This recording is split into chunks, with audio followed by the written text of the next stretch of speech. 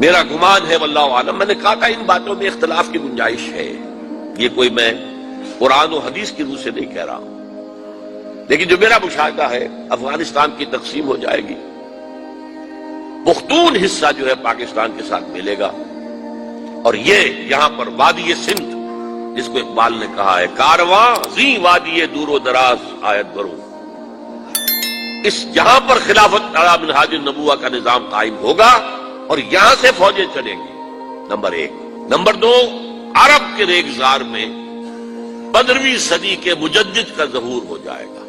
مہدی کو ہم مانتے ہیں مجدد، شیعہ مانتے ہیں 12ویں امام جو چھپے ہوئے، ان کے امام معصوم جو ہے 12، ان میں سے آخری جو ہے وہ چھپے ہوئے ہیں غار میں 1200 برس سے، اور وہ ظاہر ہوں گے، یہ ان کا عقیدہ ہے، ہمارا نہیں ہے۔ ہم سمجھتے ہیں جیسے ہر صدی میں اللہ مجدد بھیجتا رہا، اسی طریقے سے میرے گمان میں 15ویں صدی کے مجدد جو ہے وہ حضرت مہدی ہو، ان کی حکومت جا کر یہ فوج قائم کرے گی، اربوں میں دم نہیں ہوگا، وہ اپنی عیاشیوں کی وجہ سے بالکل کھوکھلے ہو چکے، دولت کی فراوانی اور عیاشی۔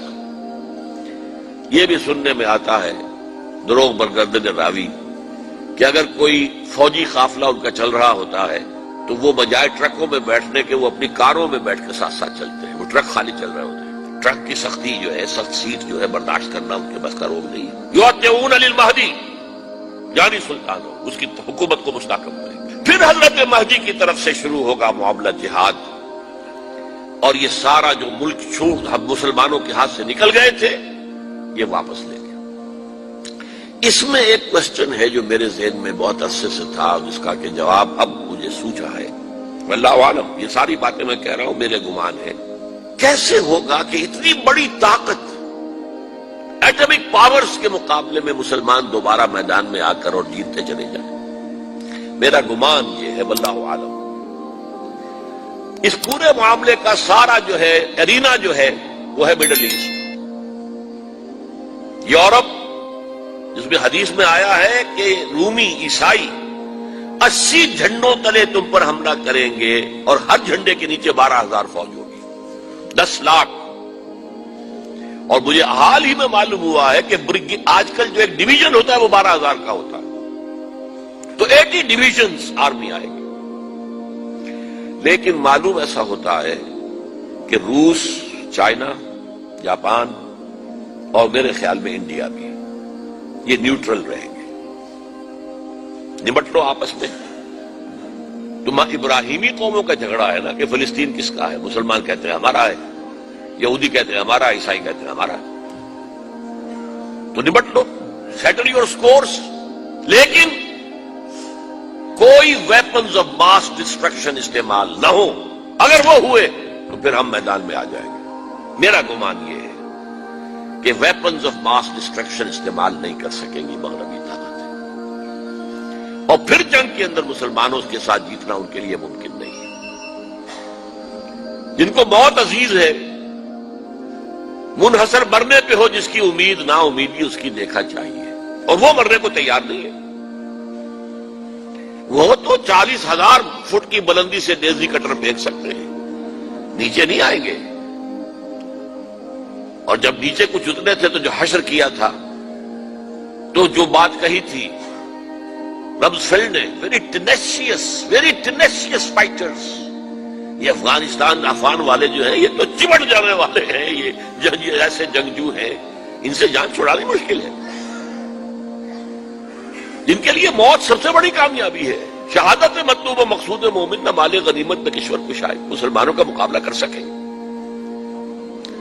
یہ ہے میرا گمان، واللہ اعلم۔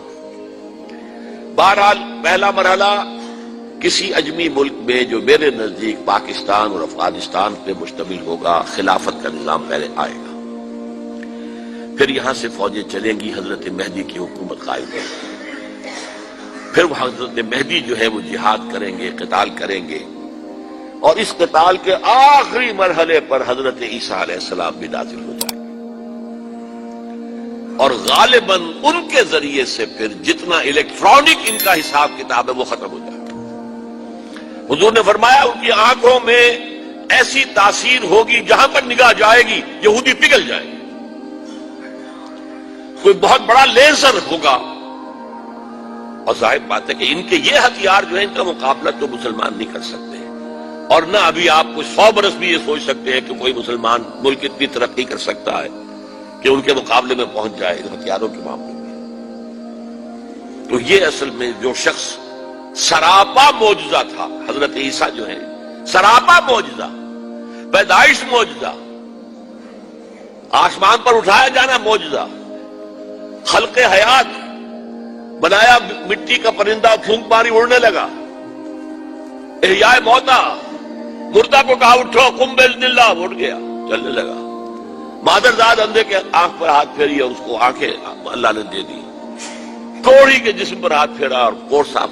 اس سے بڑے معجزے تو کسی کو دیے ہی نہیں گئے، سراپا معجزہ۔ وہی آ کر آخری جو بھی ہوگا معاملہ، اس کے اندر حضرت عیسیٰ کی معجزاتی شخصیت جو ہے در حقیقت وہ فیصلہ کن ہوگی۔ میرے نزدیک یہ ہیں وہ چیزیں جس کی بنا پر میں سمجھتا ہوں کہ حالات جو ہیں جدھر جا رہے ہیں، حضرت عیسیٰ کے آنے کے بعد 2 نتیجے نکلیں گے۔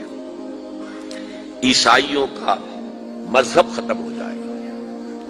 حدیث میں آیا ہے کہ عیسیٰ آئیں گے، یکسر الصلیب ویقتل الخنزیر، صلیب کو توڑ دیں گے۔ کیا مطلب؟ کہاں تم صلیب اٹھائے پھر رہے ہو؟ میں صلیب دیا ہی نہیں گیا، یہ سب تمہارا ایک من گھڑت قصہ ہے، مجھے تو اللہ نے پہلے اٹھا لیا تھا۔ وما قتلوہ وما صلبوہ،